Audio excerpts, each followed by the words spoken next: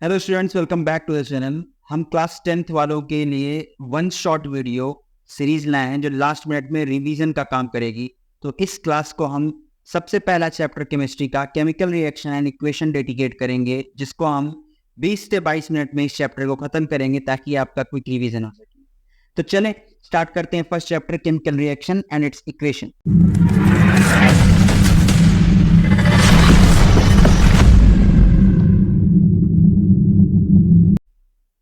हमारा आज का चैप्टर होगा chemical reaction and equation.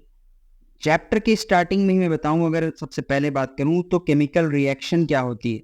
Chemical reaction is something whenever chemical changes occurs we can say that a chemical reaction has takes place. कहने का मतलब जब भी कभी कोई केमिकल चीज, केमिकल रिएक्शन, रासायनिक रिएक्शन, कहने का मतलब हम केमिकल रिएक्शन को बहुत अच्छे लफ्जों में बहुत अच्छे से डिफाइन करते हैं कि जब किसी का पुराना बॉन्ड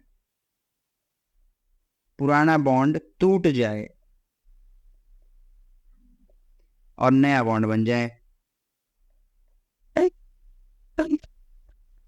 ठीक है जी। जब भी कभी पुराना बॉन्ड का टूटना हो जाए और नए बॉन्ड का बनना हो जाता है तो हम कहते हैं केमिकल रिएक्शन हो चुकी है। ठीक है। एग्जाम्पल आपके लिए, food gets digested in our body, food का पचना, खाने का पचना बॉडी में, रस्टिंग ऑफ आयरन, लोहे में जंग लगना, ये दोनों एग्जाम्पल है अपने केमिकल रिएक्शन। अच्छा, एक बात और, केमिकल रिएक्शन वो रिएक्शन होंगे जो एक बार अगर कन्वर्ट हो गए तो दूसरी बार पुराने स्टेज में या फिर पुराने स्टेट में ना आ सके, उसी को हम कहते हैं केमिकल चेंज या फिर केमिकल रिएक्शन। ठीक है। नेक्स्ट आता है कि केमिकल इक्वेशन क्या होता है। Chemical equation, the chemical reaction can be expressed symbolically by using chemical equation. ठीक है। कहने का मतलब, मान लो कोई एक केमिकल रिएक्शन, मान लो केमिकल रिएक्शन कैसी हुई कि मान लीजिए कि एक मैग्नीशियम का रिबन था, मान लीजिए एक मैग्नीशियम का रिबन था जिसको हमने क्या किया, जलाया। और अगर कोई चीज जलती है तो ऑक्सीजन के प्रेजेंस में ही जलती है। तो मैं कह सकता हूं कि जब हम क्या, देखो, मैग्नीशियम को जलाए, मैग्नीशियम का सिंबल क्या होता है, मैग्नीशियम का सिंबल होता है Mg। ठीक है। और ऑक्सीजन के प्रेजेंस में जला मतलब O2 के साथ जला, तो बना क्या, ये बनाएगा Mg2O, सॉरी, ये बनाएगा MgO। क्या बनाएगा, MgO। ठीक है। तो जब देखो ना, मैं इसको पहले लिख सकता था कि magnesium plus oxygen is equals to magnesium oxide, इसको मैं लिखता। उससे बेहतर मैंने क्या किया, इस रिएक्शन को हमने क्या किया, एक सिंबॉलिक फॉर्म में नोटेट कर दिया, डिनोटेड कर दिया। इसी को हम कहते हैं केमिकल इक्वेशन। सिंपल सी बात है। एग्जाम्पल में यहाँ पे लिख भी रखा है कि magnesium is burned into air to form magnesium oxide, can be represented as Mg plus O2 combined to get MgO। कहने का मतलब है किसी भी रिएक्शन को उसके सिंबॉलिक फॉर्म में आप कर दीजिए, वही कहलाता है उसका केमिकल इक्वेशन। ठीक है जी। कह रहा कि we have observed or recognized a chemical reaction by observing change in state, color, by evolution of gas और by change in temperature। कहने का मतलब है कि हम केमिकल रिएक्शन को किन किन तरह से ऑब्जर्व कर सकते हैं। उनमें से कुछ बातें ऐसी हैं जो हमें अगर निकलती हुई, दिखती हुई समझ में आए तो आप समझ सकते हैं कि ये यहाँ पे केमिकल रिएक्शन हुआ है। जैसे स्टेट का बदल जाना, कलर का चेंज हो जाना, गैस निकलना कोई, या फिर टेम्परेचर का बदलना, टेम्परेचर बढ़ जाना, कम हो जाना, ये सारी कुछ बातें हैं जो हमें बताएंगी, बयां करेंगी कि केमिकल रिएक्शन हुआ है या फिर हो रहा है। इतनी बात क्लियर है क्या। नेक्स्ट आता है physical state. Physical state of a reactant and product are mention to make chemical reactions more informative. Example, हम लोग गैस के लिए स्मॉल g यूज करते हैं, लिक्विड के लिए स्मॉल l, सॉलिड के लिए स्मॉल s एंड एक्वस के लिए हम लोग a क्यों लिखते हैं। इसका कहने का मतलब कह रहा है कि मान लीजिए कोई एक रिएक्शन है, मान लीजिए अभी चलिए ऊपर की जो ये रिएक्शन है, मान लीजिए लेते हैं हम मैग्नीशियम है प्लस ऑक्सीजन है। ठीक है। मिल के क्या बन रहा है, MgO, मैग्नीशियम ऑक्साइड। हम इसको और ज्यादा इंफॉर्मेटिव लगे इसके लिए हम लोग क्या यूज करते हैं, मान लीजिए मैग्नीशियम सॉलिड फॉर्म में है तो हमने यहाँ पे लिख दिया small s, oxygen gas form में है तो यहाँ पे हम लिख देंगे स्मॉल g। ठीक है। और MgO जो हमारा बना, ये हमारा अगर एक्वस बना तो हम लोग यहाँ पे लिख देंगे AQ। इससे क्या हमारी इंफॉर्मेशन बढ़ जाती है रिएक्शन के प्रति, मतलब रिएक्शन के टुवर्ड्स, ठीक। नेक्स्ट है balancing equation. We balance a chemical equation so that number of atoms of each element involved in the reaction remain same at the reactant and product। मैं बार बार कहता हूँ, किसी भी रिएक्शन का लेफ्ट साइड जो होता है, किसी भी रिएक्शन का लेफ्ट साइड जो होता है, ये होता है रिएक्टेंट। क्या कहलाता है? रिएक्टेंट, ठीक है। और जो रिएक्शन के राइट साइड में होता है, ये कहलाते हैं हमारे प्रोडक्ट्स। क्या कहलाते हैं? ये प्रोडक्ट्स, ठीक है जी। अब वो कह रहा है कि हमको रिएक्शन बैलेंस करना क्यों जरूरी है? हमको रिएक्शन बैलेंस करना इसलिए जरूरी है, और किस लिए होता है, क्यों होता है? ताकि जो रिएक्टेंट में जितने आपने एलिमेंट्स लिए हैं, same number of equal mole, same number reactant और प्रोडक्ट दोनों में होने चाहिए। यही कहलाता है हमारा इक्वेशन, यानी रिएक्शन का बैलेंसिंग करना, ठीक है। अच्छा, बैलेंस क्यों? क्योंकि ये law of conservation of mass से रिलेटेड है कि भैया जितना मास हमारा इनिशियल में होगा उतना ही फाइनल में होगा। क्यों? क्योंकि mass neither be created nor be destroyed, तो जितना होता है मास हमेशा कांस्टेंट रहता है, ठीक है। इसी तरह ये रिएक्शन आप देख सकते हैं, आयरन की रिएक्शन है। आयरन की रिएक्शन है, वाटर के साथ मिलके बनाता है Fe2O3 और हाइड्रोजन गैस निकालता है, कैन बी रिटन एज। इसी को हम लोग लिख सकते हैं Fe सॉलिड है, वाटर गैस है। अच्छा, यहाँ पे वाटर गैसियस फॉर्म में, मतलब स्टीम के साथ हमने यूज किया, ठीक है। Fe2O3 सॉलिड स्टेट में है, ये जो ये रस्ट होता है, ठीक है जी। और चार हाइड्रोजन निकल रहा है, ठीक है। नेक्स्ट आता है कम्बिनेशन रे। अच्छा, अब हमारे टाइप्स ऑफ रिएक्शन आते हैं। हमारा यहाँ से स्टार्ट होगा types of reaction. Types of reaction में पहला क्या है? Combination reaction. याद रखिए, नाम से ही पता चल रहा है कि यार ऐसी रिएक्शन होगी जिसमें कोई दो चीजें मिलके कंबाइन होकर एक प्रोडक्ट बना रही है।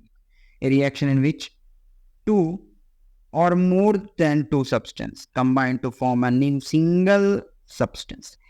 ऐसे सब्सटेंस, ऐसे एलिमेंट जिसमें दो या दो से अधिक सब्सटेंस होंगे, मिलके कोई नया और अकेला सिंगल प्रोडक्ट बनाएंगे, उसी को हम कहेंगे कॉम्बिनेशन रिएक्शन। जैसे कि आप सबसे पहले देख सकते हो, मान लीजिए हमारे पास क्या है, हमारे पास एक, देखिए मान लीजिए हमारे पास है कैल्शियम ऑक्साइड CaO। कैसा है ये? सॉलिड स्टेट में, ठीक है जी। कैल्शियम ऑक्साइड है हमारे पास, जिसको हम लोग क्या बोलते हैं? हम लोग इसी को बोलते हैं क्विकलाइम भी। इसको हम आम भाषा में बोलते हैं क्विकलाइम, यानी कि कॉमन नेम इसका क्विकलाइम है, ठीक है। अभी क्विकलाइम का मतलब क्या है और क्विकलाइम इसका कॉमन नेम है, जिससे क्वेश्चन बहुत बार पूछा गया है और पूछ सकते हैं भी, ठीक है। इसको हमने पानी में डाला, ये सॉलिड फॉर्म में पानी में डाला तो क्या बन गया?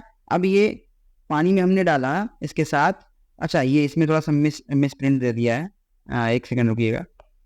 ये जो स्लेक्ट लाइम है ना, ये स्लेक्ट लाइम इसको नहीं बोलते, स्लेक्ट लाइम हम कैल्शियम हाइड्रोक्साइड को बोलते हैं, ठीक है जी।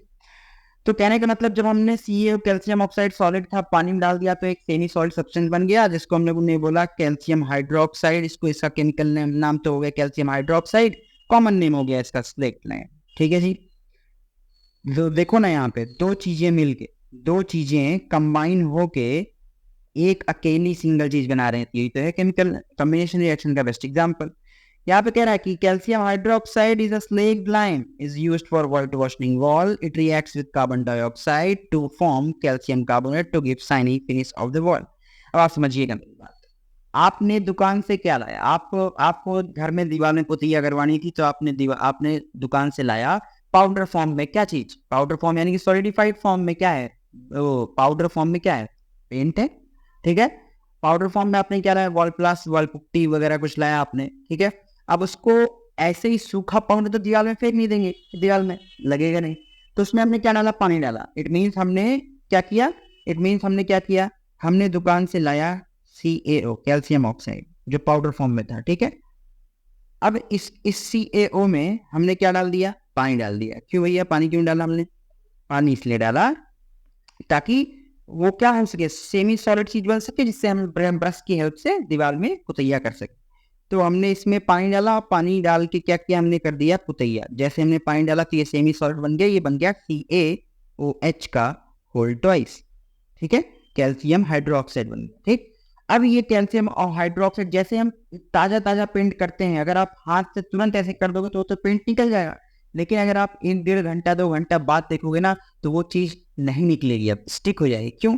हवा में मौजूद हमारे एयर में कार्बन डाइऑक्साइड गैस होती है, जिसके साथ ये कैल्शियम हाइड्रोक्साइड रिएक्ट कर जाता है, CO2 के साथ रिएक्ट करके एक बहुत ही स्टफ चीज बना लेता है, जिसको बोलते हैं हम लोग कैल्शियम कार्बोनेट, यानी कि CaCO3 का निर्माण हो जाता है, मतलब फॉर्मेशन हो जाता है। ठीक है, अब ये CaCO3 क्या है? एक तरह का सॉलिड सब्सटेंस है, एक साइनी फिनिश देता है, जो कि हम इस लाइन में यहाँ पे इस पॉइंट में पढ़ चुके हैं। ठीक है, तो वही यहाँ पे रिएक्शन करवा रहा है कि ये जो हमारा स्लेट लाइन था, इसको हम कार्बन डाइऑक्साइड के साथ में रिएक्ट करवा दिए तो बन गया कैल्शियम कार्बोनेट बन गया, और कुछ अमाउंट ऑफ वाटर रिलीज हो गया। क्यों हुआ? क्योंकि वाटर था वो तोड़ गया, इवेपोरेट हो जाएगा ना जी।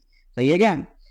चलो एक और एग्जांपल आता है इसकी का, सेम इसका कम्बिनेशन रिएक्शन का एक और एग्जांपल है यहाँ पे, जो कि बता रहा है बर्निंग ऑफ कोल, कोल का जलना। कोल क्या है? कार्बोनेटेड फॉर्म में है, सॉलिडिफाइड चीज है। कार्बन सॉलिड रिएक्ट होगा जब गैसियस ऑक्सीजन के साथ, तो ये बनाएगा कार्बन डाइऑक्साइड। बड़ी सिंपल सी रिएक्शन है, साथ ही साथ कुछ अमाउंट में हीट निकल जाएगी, कुछ अमाउंट में लाइट निकल जाएगी, वो डिपेंड करता है रिएक्शन की बाय प्रोडक्ट्स हैं वो।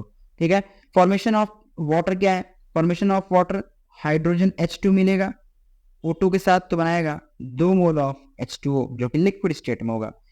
नेक्स्ट है एक रिएक्शन की टाइप में, समझिएगा दो चीजें हैं रिएक्शन में, एक है एक्सोथर्मिक रिएक्शन और एक होती है एंडोथर्मिक रिएक्शन। याद रखिएगा, एक्सोथर्मिक रिएक्शन कैसी reaction? Exothermic reaction is a type of reaction.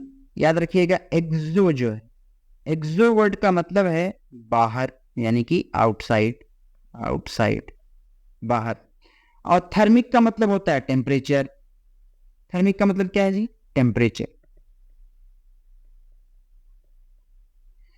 इसका मतलब ये ऐसी कंडीशन है जब टेम्परेचर बाहर निकले, that is exothermic reaction in which, देखो खुद ही बता रहे हैं यहाँ पे कि ऐसी reaction in which heat is released along with the formation of product, मतलब प्रोडक्ट बनने के साथ जिसमें एनर्जी बाहर निकल जाए, उसी को हम क्या कहेंगे? Exothermic reaction.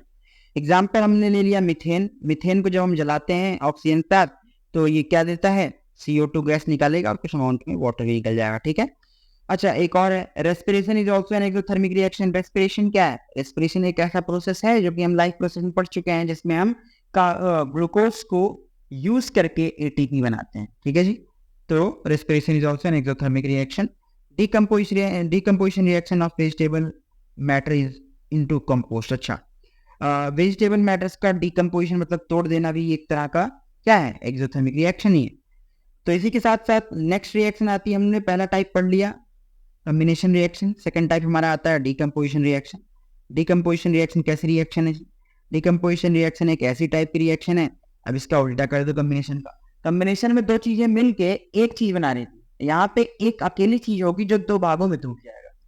ठीक है, the reaction in which single substance, अकेला सब्सटेंस टूट जाए यानी डिकम्पोज टू गिव 2 और more substance, decomposition reaction can be of 3 types. अच्छा, इसके बेस पर डिकम्पोजिशन 3 तरह के हो सकते हैं। इसके बेस पर डिकम्पोजिशन 3 तरीके के हो सकते हैं। पहला है थर्मल डिकम्पोजिशन और दूसरा है, एक सेकेंड, पहला है थर्मल डिकम्पोजिशन, पहला है हमारा थर्मल डिकम्पोजिशन, दूसरा है इलेक्ट्रोलाइटिक डिकम्पोजिशन एंड तीसरा है फोटोलाइटिक डिकम्पोजिशन। ठीक है जी, आइए समझते हैं ये आखिर है क्या। देखिए, डिकम्पोजिशन का मतलब टूट जाना, डिकम्पोजिशन का मतलब टूट जाना, मैं तो बार बार कह रहा हूं डिकम्पोजिशन का मतलब क्या होगा? टूट जाना। तो थर्मल मतलब, थर्मल मतलब है टेम्परेचर। थर्मल मतलब क्या है? टेम्परेचर। थर्मल का मतलब होता है जी टेम्परेचर। इसका मतलब जब कोई चीज टेम्परेचर, अच्छा थर्मल का मतलब टेम्परेचर है और डिकम्पोजिशन का मतलब क्या है? टूटना, मतलब ब्रेक डाउन। इसका मतलब ऐसी कोई चीज जो टेम्परेचर के प्रेजेंस में, गर्माहट के प्रेजेंस में टूट जाए, ऐसी डिकम्पोजिशन रिएक्शन बोलते हैं हम लोग। किस टाइप की decomposition reaction? Thermal decomposition. When decomposition reaction is carried out by heating, मतलब ऐसी डिकम्पोजिशन रिएक्शन जो गर्म करके या फिर टेम्परेचर के प्रेजेंस में हो, उसे बोलेंगे थर्मल डिकम्पोजिशन। एग्जाम्पल क्या है, एग्जाम्पल इसका जी FeSO4 का फेरिक सल्फेट हमने ले लिया, सॉरी फेरस सल्फेट हमने ले लिया। अच्छा, फेरस और फेरिक समझिएगा जी, आयरन जो है 3 स्टेट में होता है, Fe+1, Fe+2 एंड Fe+3 में जी। सबसे ज्यादा आयरन स्टेबल होता है +3 स्टेट में, मोस्ट स्टेबल होता है, ठीक। और इसी के लिए हम लोग मोस्ट स्टेबल के लिए लास्ट में लगाते हैं इक, और अनस्टेबल वाले स्टेट्स के लिए हम लोग लगाते हैं अस। तो यहाँ पे अस वाला दिख रहा है क्या आपको, फेरस, ठीक है जी, फेरस। इसका मतलब ये +3 स्टेट में यहाँ पे नहीं है, +2 स्टेट में। क्यों? क्योंकि सल्फेट का -1 -2 होता है, तो इसी वजह से Fe का यहाँ पे +2 होगा। तो जब इसको गर्म करेंगे तो ये टूट जाएगा फेरिक ऑक्साइड में, देख रहे हो क्या, फेरिक ऑक्साइड, मतलब ये हाईली स्टेबल हो गया, +3 में चला गया। फेरिक ऑक्साइड और SO2 और SO3 गैस रिलीज हो जाएगी, और फेरिक ऑक्साइड कैसा होगा, रेडिश ब्राउन कलर का, ठीक है जी। नेक्स्ट एग्जांपल थर्मल डिकम्पोजिशन का, कैल्शियम कार्बोनेट का। याद रखिएगा, कभी भी जीवन में अगर आपके रिएक्टेंट में कार्बोनेट दिख गया आपको CO3, तो आंख बंद करके प्रोडक्ट में कार्बन डाइऑक्साइड गैस निकाल दीजिए, क्योंकि जब जब कार्बोनेट रिएक्शन में दिखता है तो कार्बन डाइऑक्साइड जरूर निकलता है। तो यहाँ पे क्या है, कैल्शियम कार्बोनेट है। जब कैल्शियम कार्बोनेट को गर्म करते हैं तो ये CaO, अच्छा आप ऐसे समझो ना यार, देखो आप ऐसे समझो कि CaCO3 में से हमने कह दिया जब CO3 दिख गया तो CO2 निकाल दो, तो इसमें से हमने CO2 को माइनस कर दिया मान लो। तो यहाँ पे 3 ऑक्सीजन था, 2 चला गया, एक कार्बन था, एक कार्बन से एक कार्बन चला गया। यहाँ पे 2 ऑक्सीजन था तो 2 ऑक्सीजन चले गए। तो कहने का मतलब यहाँ बचा क्या, Ca बचा और एक ऑक्सीजन बचा। तभी तो देखो ना, CaO बचा और एक ऑक्सीजन बचा, बात खत्म। इसी तरह एक रिएक्शन आती है लेड नाइट्रेट की, PbNO3 का वोल्टाइज lead nitrate.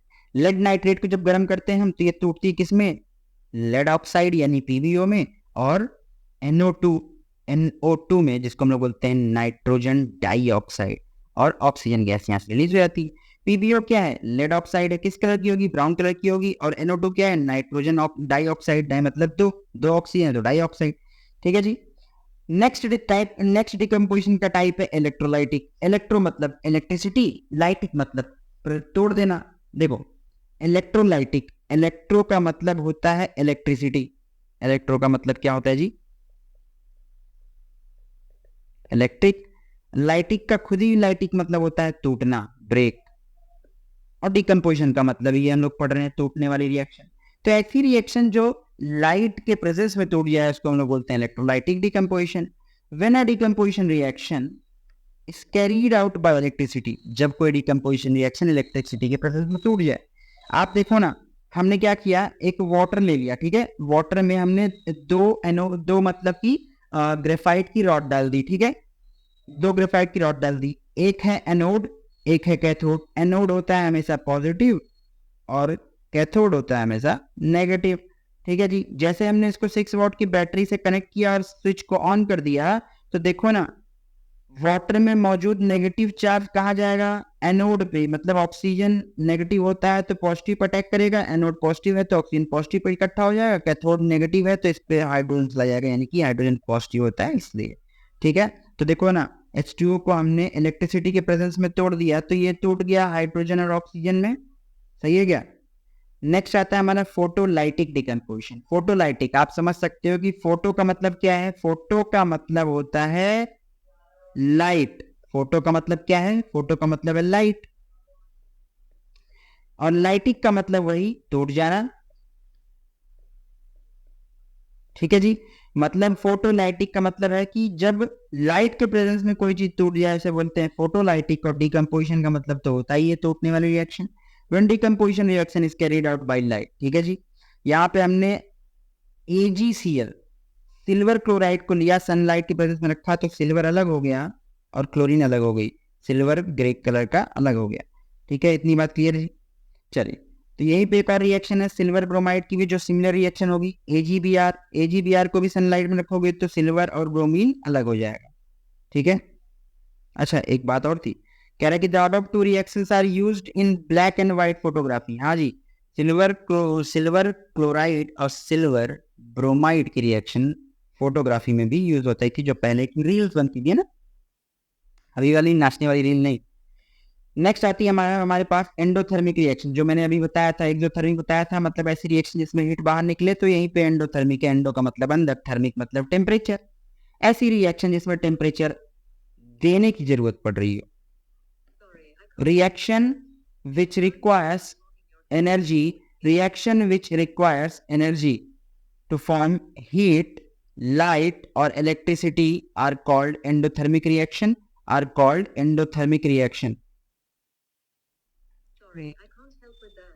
You can learn more. Okay, ठीक है। नेक्स्ट है हमारा बैरियम हाइड्रोक्साइड। नेक्स्ट रिएक्शन हमारी क्या है? बैरियम हाइड्रोक्साइड की BaOH का ऑल्टोहाइड, जिसको हम NH4Cl मतलब अमोनियम क्लोराइड के साथ रिएक्ट करवाएंगे। तो यहाँ पे देखिएगा, देखो बैरियम पे प्लस चार्ज होता है, हाइड्रोक्साइड पे नेगेटिव, अमोनिया पे प्लस होता है, क्लोरीन पे नेगेटिव। तो ये पॉजिटिव वाला अटैक करेगा नेगेटिव पे, और ये पॉजिटिव वाला अटैक करेगा इस नेगेटिव पे। तो बना क्या? BaCl पे अटैक किया तो BaCl2 बन गया, और NH4OH पे अटैक किया तो NH4OH बन गया। सही है जी। तो इस रिएक्शन में हमें हीट देने की जरूरत पड़ेगी, इसलिए ये एंडोथर्मिक रिएक्शन का एग्जांपल है। नेक्स्ट रिएक्शन आती है हमारे पास डिस्प्लेसमेंट रिएक्शन। ऐसी रिएक्शन जिसमें हाईली रिएक्टिव सब्सटेंस किसी लो रिएक्टिव सब्सटेंस के कंपाउंड के साथ उसको डिस्प्लेस कर दे तो कहलाती है डिस्प्लेसमेंट रिएक्शन। नेक्स्ट रिएक्शन हमारी आती है जी डिस्प्लेसमेंट रिएक्शन। ठीक है, नेक्स्ट रिएक्शन कौन सी है? Displacement reaction. The reaction in which an element displaces another element from its solution. जैसे हमारे पास एक लिक्विड था कॉपर सल्फेट, ठीक है जी, इस टेस्ट ट्यूब में आप देख पा रहे होगे। इस टेस्ट ट्यूब में हमने लिया है, क्या लिया है हमने? इस टेस्ट ट्यूब में एक लिक्विड लिया CuSO4, कॉपर सल्फेट। याद रखिए कॉपर की रिएक्टिविटी आयरन से कम होती है, आयरन ज्यादा रिएक्टिव होता है कॉपर से। तो जैसे ही इस सोल्यूशन में हमने आयरन का नेल डाल दिया, तो आयरन ने क्या किया? कॉपर को हटा दिया और खुद सल्फर के साथ, सल्फेट के साथ जुड़ के FeSO4 बना दिया और कॉपर को बाहर ढकेल दिया। ठीक है जी, सेम चीज रिएक्शन में हो रही है। होगा क्या? The nail become brownish in colour. Nail किस कलर की हो जाएगी? ब्राउन कलर की हो जाएगी। ठीक है जी, तो नेल किस कलर की हो जाएगी? नेल हो जाएगी ब्राउनिश कलर की। नेल ब्राउनिश कलर की हो जाएगी। And blue colour of copper, जो कॉपर का पहले ब्लू कलर था, blue colour of copper sulphate, जो कॉपर सल्फेट का ब्लू कलर था वो अब चेंज हो जाएगा और सोल्यूशन फेड हो जाएगा, मतलब कि उसका कलर उड़ सा जाएगा। ठीक है जी। अदर एग्जांपल क्या क्या हो सकता है डिस्प्लेसमेंट रिएक्शन का? इसी तरह CuSO4 का एग्जांपल, हमने लिक्विड में जिंक डाल दिया, जिंक भी CuSO4 कॉपर से ज्यादा रिएक्टिव है, तो जिंक भी डिस्प्लेस करेगा कॉपर को, बन जाएगा जिंक सल्फेट और कॉपर बाहर। और इसी तरह लेड ज्यादा रिएक्टिव होता है कॉपर के साथ, कॉपर से, तो CuCl2 यानी कॉपर क्लोराइड की रिएक्शन में, मतलब कॉपर क्लोराइड के लिक्विड में हमने लेड को जब डाला तो लेड यहाँ इसको भी डिस्प्लेस करेगा, बन जाएगा PbCl2 और कॉपर को कर देगा बाहर। Zinc and lead are more reactive. अच्छा, यही वो बात बोल रहा है, जिंक और लेड क्या है? ज्यादा रिएक्टिव है कॉपर से, that's why they can easily displace them from their compounding state. Next आती है डबल डिस्प्लेसमेंट रिएक्शन। अभी तक तो हम लोग एक बार डिस्प्लेसमेंट कर रहे थे, यहाँ पे कोई दो कंपाउंड होंगे जो आपस में एक दूसरे के एलिमेंट को डिस्प्लेस कर रहे होंगे जी। The reaction in which two different atoms और groups of atoms are mutually exchange. देखो सोडियम सल्फेट है, सोडियम कैसा है? पॉजिटिव चार्ज का मान लो, और सल्फेट नेगेटिव चार्ज का, बैरियम पॉजिटिव चार्ज का, क्लोरीन नेगेटिव चार्ज का। देखो मैं एग्जैक्ट चार्ज नहीं लिख रहा हूँ, एग्जैक्ट चार्ज तो क्या होगा? सोडियम पे सिंगल पॉजिटिव होता है और सल्फेट पे -2 होता है, और बैरियम पे +2 होता है, क्लोरीन पे -1 होता है। तो हमने एग्जैक्ट चार्ज नहीं लिखा, हम इसलिए बस चार्ज लिख रहे हैं कि कौन सा पॉजिटिव और नेगेटिव होता है, ताकि हम नेगेटिव को पॉजिटिव वाले से अटैक करवा सकें। डबल डिस्प्लेसमेंट सिंपल सी इतनी सी बात होती है कि ये जो पॉजिटिव वाला है, ये जो पॉजिटिव वाला है ना, ये पॉजिटिव वाला अगले कंपाउंड के नेगेटिव वाले को दबोच लेगा, मतलब अटैक कर लेगा।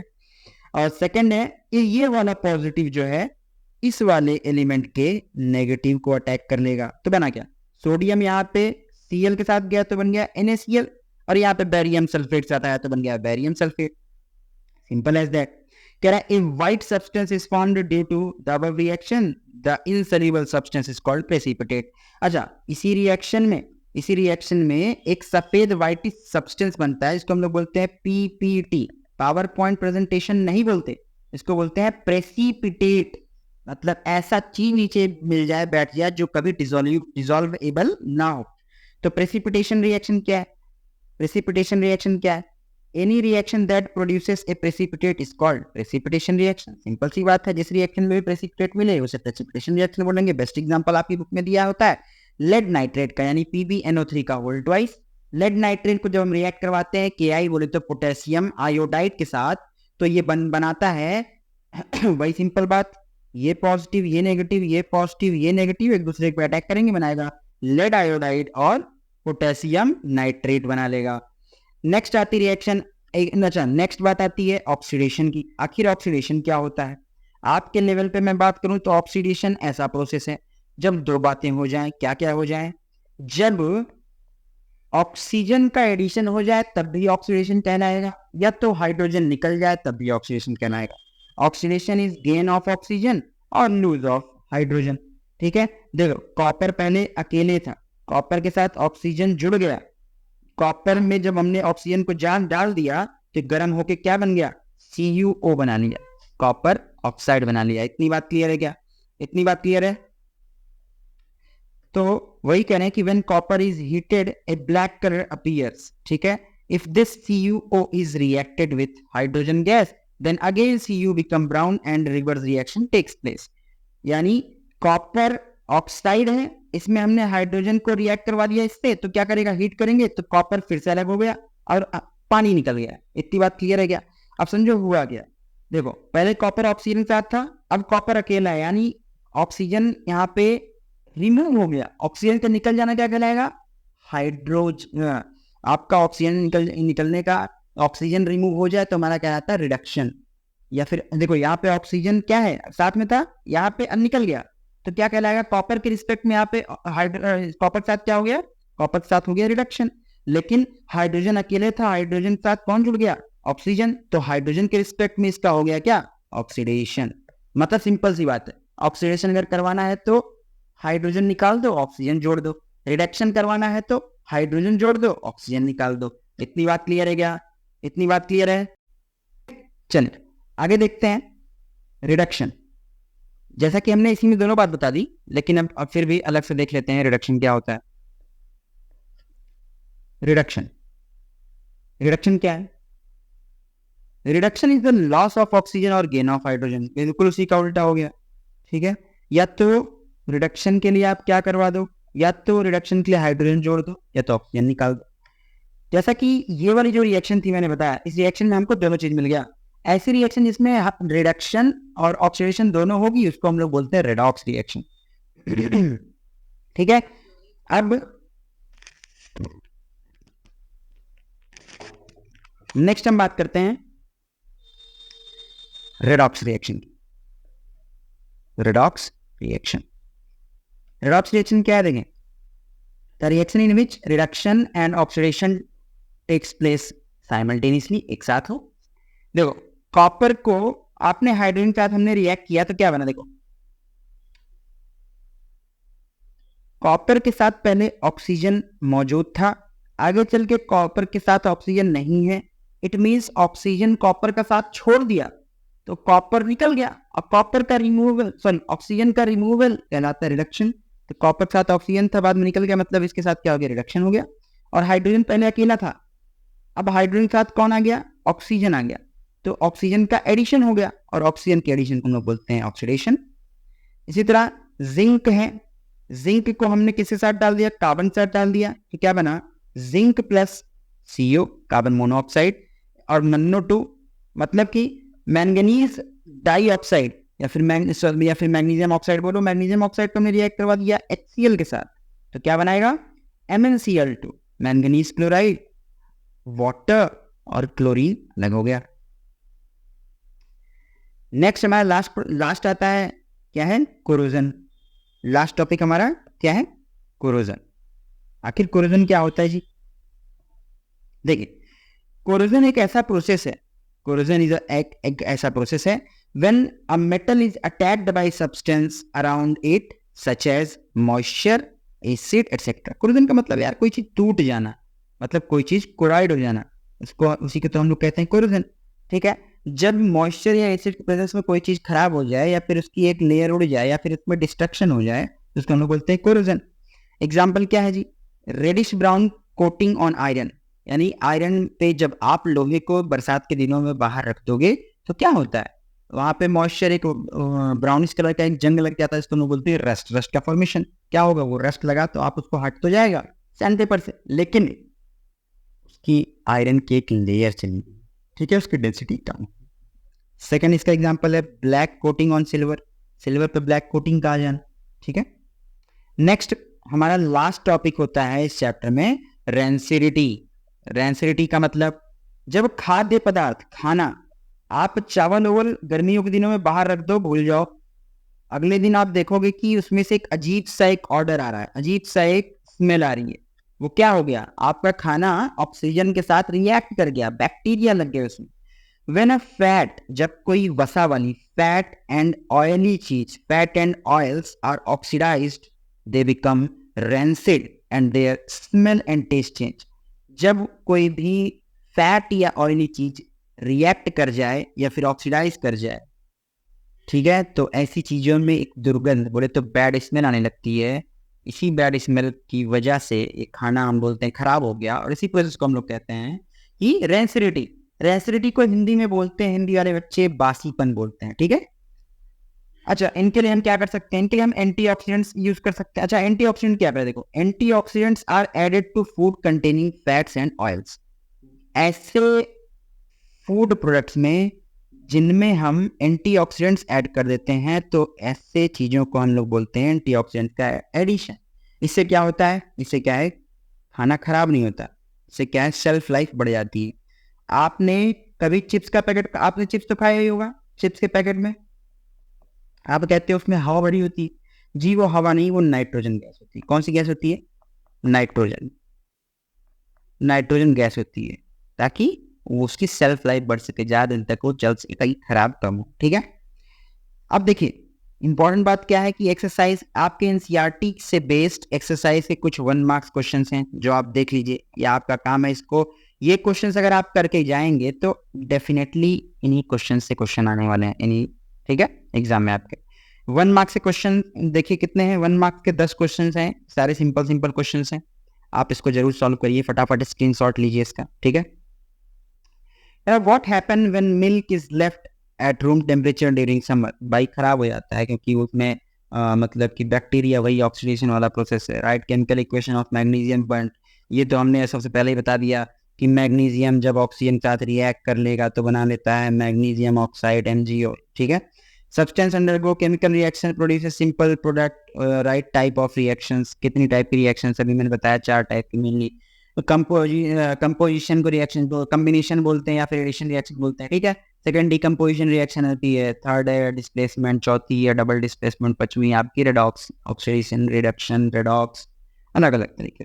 वही कह रहा है कि why do copper vessels lose their shine. जाहिर सी बात है उन पे एयर के कांटेक्ट में रिएक्शन हो जाता है उनका, वो उनकी कलर लॉस हो जाती है। ठीक है, which gas produced during the action of dilute HCl on zinc। जब HCl और जिंक रिएक्शन होती है तो उसमें क्या रहा गैस की इन्वॉल्व होती है, भाई हम लोग जानते हैं जब भी एसिड और मेटल की रिएक्शन होती है एसिड निकलता ही है।